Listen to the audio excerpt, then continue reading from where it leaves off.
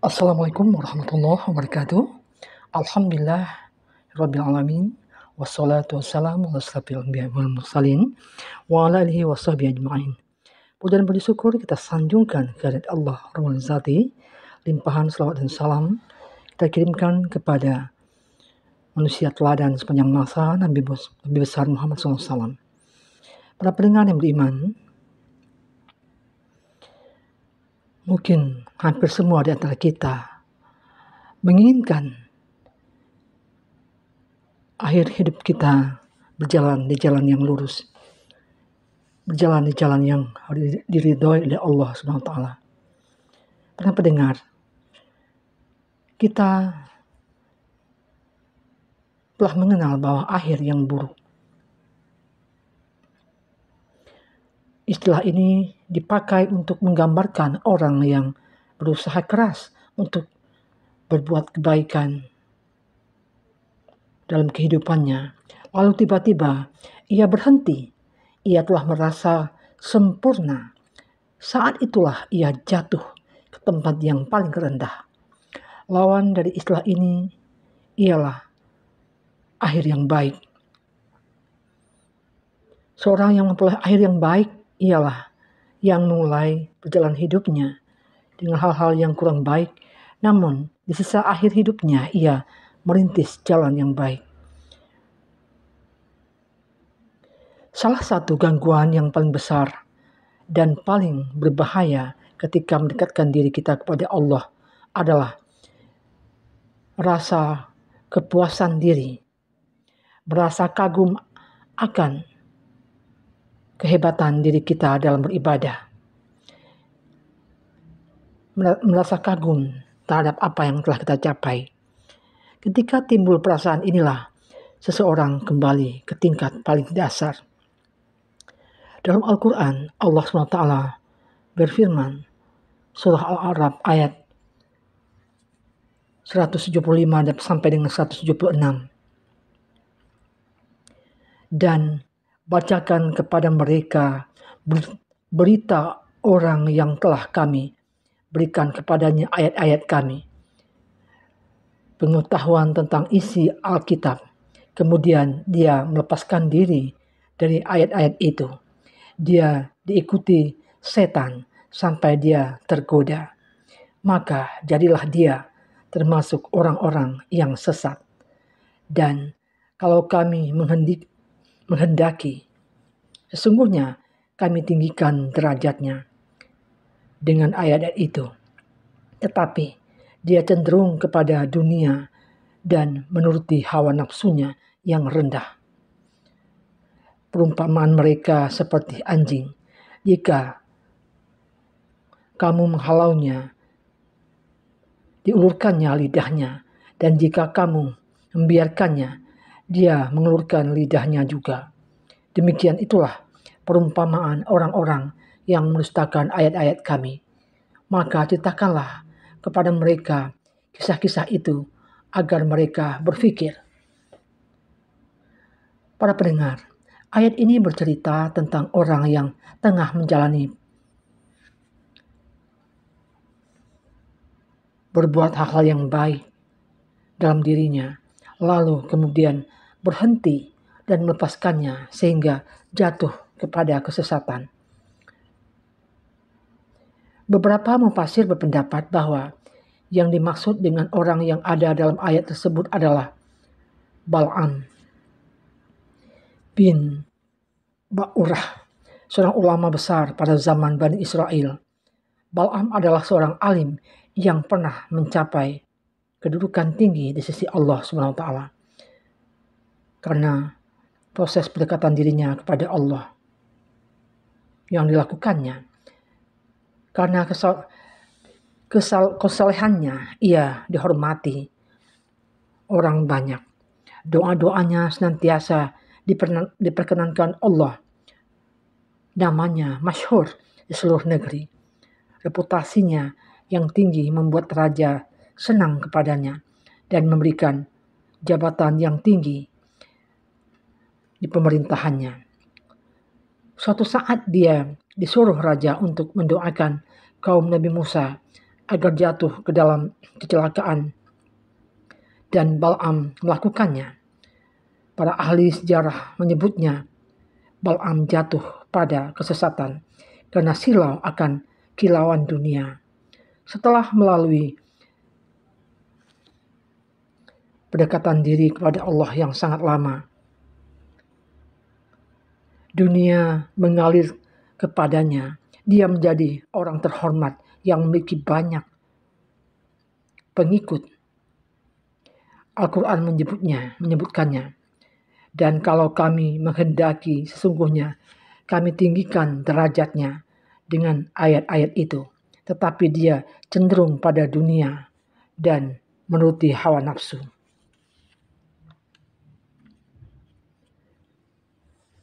Menuruti hawa nafsu yang rendah.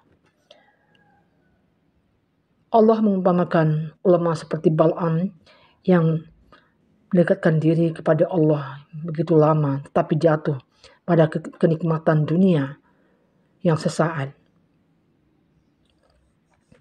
Dalam ayat yang sama, Allah juga memerintahkan kita agar menyebarkan kisah ini tentang orang-orang yang memulai hidupnya dengan kesolehan, dengan perjuangan untuk Islam, tetapi pada akhir hidupnya ia mengalami perubahan yang drastis. Ia mengikuti ambisi-ambisi duniawi. Wajib bagi kita untuk menceritakan kisah ini.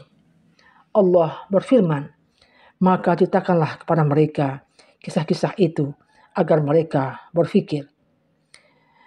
Para pendengar, begitu pentingnya kisah-kisah ini sampai Allah menurunkan sebuah surah khusus dalam Al-Quran yang bernama surah Al-Qasas, yang berarti kisah-kisah. Sejarah Bal'am hanyalah satu kisah tentang orang yang berhenti mendekatkan diri kepada Allah. Ia jatuh ke dalam akhir kehidupannya yang tidak baik. Di antaranya ada juga kisah iblis yang dikutip dalam buku Nahjul Balaghah. Imam Ali berkata, maka ambillah pelajaran tentang apa yang Allah lakukan kepada iblis ketika dia menghapus seluruh amalnya yang panjang dan segala kesungguhannya untuk beribadah dengan tekun. Iblis telah menyembah Allah 6.000 tahun lamanya. Tidak diketahui apakah tahun dunia atau tahun akhirat, tetapi dia jatuh karena dosa yang sesat. Dosa yang hanya sesaat saja, yaitu dosa takabur. Lalu, siapakah sekarang yang akan selamat dengan berbuat dosa seperti itu? Mengingat bahwa iblis saja yang telah beribadah ribuan tahun lamanya dapat terjerumus ke dalam jurang kesesatan. Apalagi kita manusia biasa yang masih sedikit amal solehnya. Kita tidak boleh merasa aman dan puas atau tentram dengan amal yang telah kita peroleh. Karena itu bukan jaminan bagi kita untuk memasuki surga. Berbuatlah selalu kebaikan sampai akhir hayat.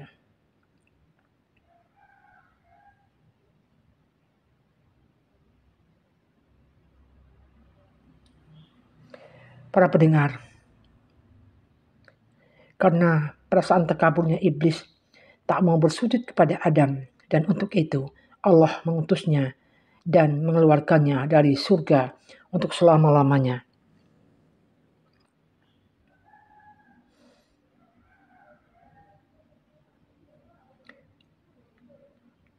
Para pendengar, Allah tidak akan pernah mengistimewakan seorang atau sebagian kalangan di antara umat manusia dalam hal berbuat dosa. Status istimewa sebagai keturunan dari orang-orang yang suci. Misalnya, tidak membuat seseorang lantas menjadi boleh untuk berbuat maksiat. Dan tidak mungkin ada makhluk yang dikhususkan Allah sehingga perbuatan yang ia lakukan, seperti halnya perbuatan buruk, tidak Allah hitung sebagai dosa.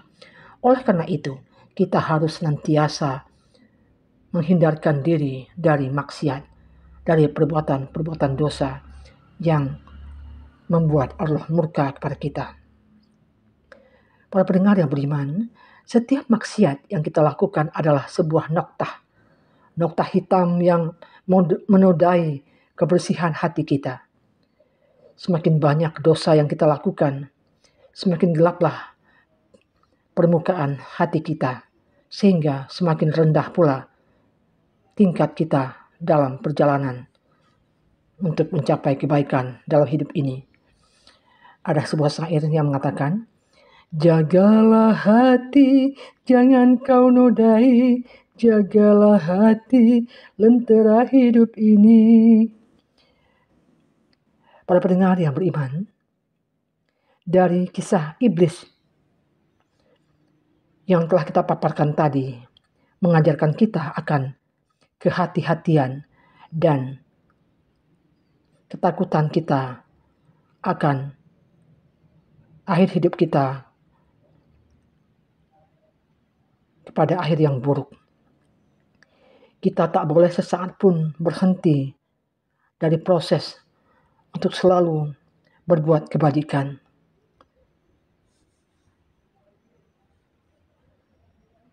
Kemudian ada juga sebuah kisah lain dari Muhammad bin Ali bin Bilal. Ia adalah sahabat Imam Hasan al-Ashqari. Ia merupakan murid imam yang terpercaya karena ia belajar langsung dari imam tersebut. Ia memiliki ilmu yang luar biasa. Begitu tingginya kedudukan yang telah dia capai, sampai para murid lain sering meminta fatwanya akan hal ihwal agama yang membingungkan misalnya. Tetapi setelah itu, ia berhenti dalam zakiyatun nafs. Ia cenderung pada dunia dan ingin mempunyai pengikutnya sendiri. Muhammad bin Ali bin Bilal ingin memiliki jamaahnya sendiri yang besar. Ia tergoda akan fanatisme yang selama ini dia saksikan terhadap imam karena sering melihat bagaimana orang yang memperlakukan imam. Ia juga ingin diperlakukan dengan penghormatan yang sama. Imam Hasan lalu melepaskan dirinya. Orang kemudian menganggapnya sebagai seorang murtad yang mendirikan sebuah sekte baru. Seluruh dunia ini tidak lain adalah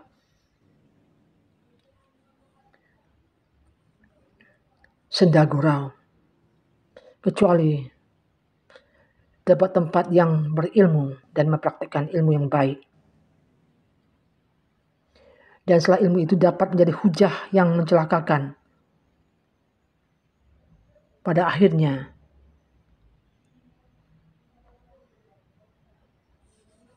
kita hendaklah menjauhi ilmu tersebut dan terkecuali jika ilmu itu diamalkan. Kalau ilmu itu sebanyak apapun kita dapatkan, kita tidak mengamalkannya, sama halnya dengan pohon yang rindang yang tidak mempunyai buah. Jadi, ilmu yang baik adalah ilmu yang diamalkan. Dan seluruh amal itulah hendaknya dilakukan dengan ikhlas. Apabila amal tidak dilakukan dengan ikhlas, itu dinamakan riya.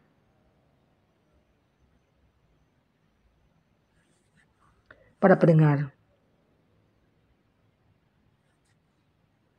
yang menentukan apakah kita berhasil dalam penyempurnaan diri untuk ujung amal-amal baik kita, kita harus selalu berhati-hati agar tidak mengakhiri hidup ini dengan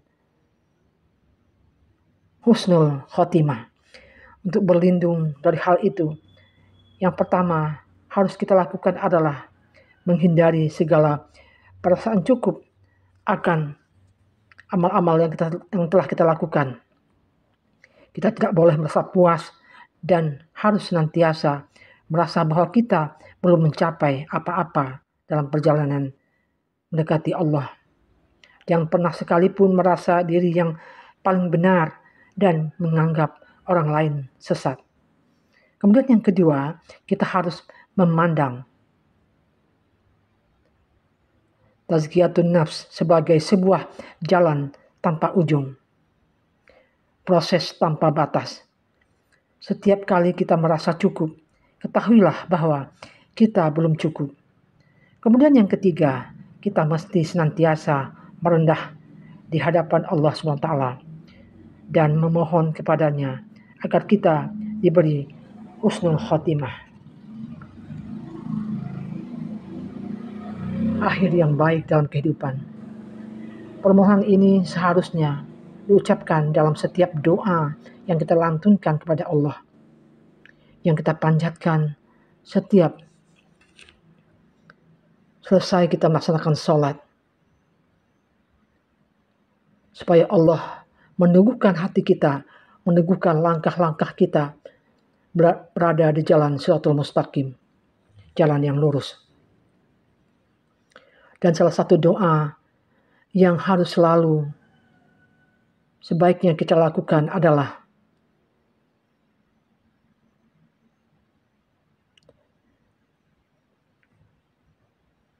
kita hendaknya benar-benar meminta kepada Allah,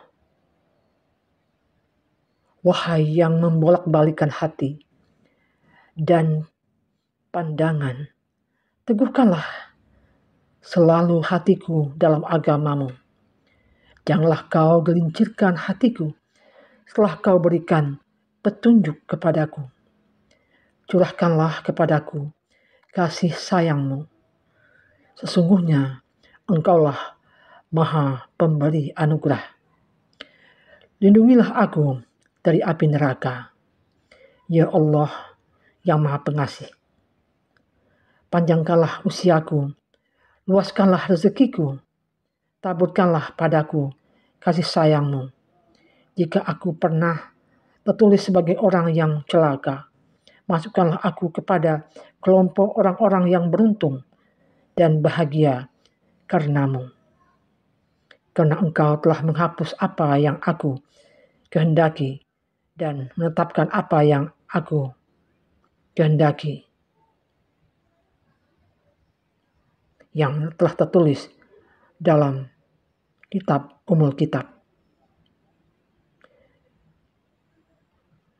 Semoga Allah selalu mengampuni dosa-dosa kita dan mengijabahkan segala doa-doa kita. Apalagi kalau betul-betul kita meminta kepada Allah dengan baik, memohon dari hati yang terdalam, karena Dia Maha membolak-balikkan hati kita, pandangan kita. Semoga Allah tetap meneguhkan selalu hati kita dalam agama Islam sampai akhir hayat kita. Semoga Allah tidak menggelincirkan kita dan selalu memberikan kita petunjuk ke jalan yang lurus. Pada pendengar yang budiman, demikianlah berbagi ilmu pada hari ini. Semoga dapat bermanfaat bagi diri saya sendiri dan bagi kita semua.